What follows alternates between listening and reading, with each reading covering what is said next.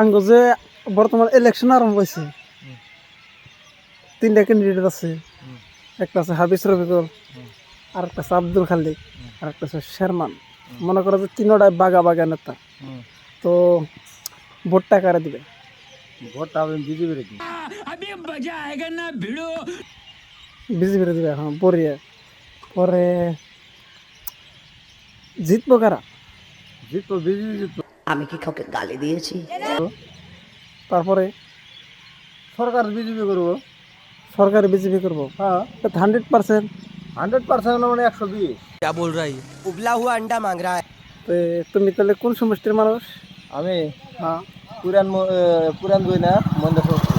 পুরান জেনারেল মধ্যে সমষ্টি। তাহলে তোমার মানে মতামত কি বিজেপি জিতবো? হ্যাঁ ফাইনাল। ফাইনাল। তাহলে ভিডিওটা পোস্ট করা হাম কি? হ্যাঁ করো ভিডিও এডি কি আরো কিছু ইউজ করলে করো, অসুবিধা কি? ও তাহলে কোন কারণে তুমি বিজেপির ভোট দিবে? কারণটা কো? বিজেপির ভোট দেবো খালে কইছে একটা টেবলা ব্যাংক। হ্যাঁ টেবলা ব্যাংক তার মানে ঘরের কোনায় থাকে। আর যে সময় ভোট আহে ওই টাইমে পবিত্র মুখ আল্লাহ দিছে, হে মুখের চেহারা মানে এমনি ইডিটেড দেখে মিডিয়ার সামনে কথা কয়, হ্যাঁ। মানে না জানি কত কিছু করছে, মানে জিরো।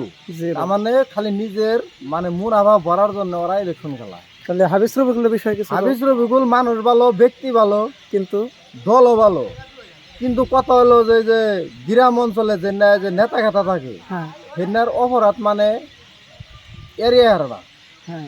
যার ফলে এই আমরা ভোট দিলাম। শেরমান শেরমান তো পাগল এরা, ডাইরেক্ট পাগল। এই জন্য তুমি মানে তুমি চয়েস করছো বিজেপির ভোট দিবে। বিজেপির ভোট দিবে। বিরুদ্ধে বলতেছি।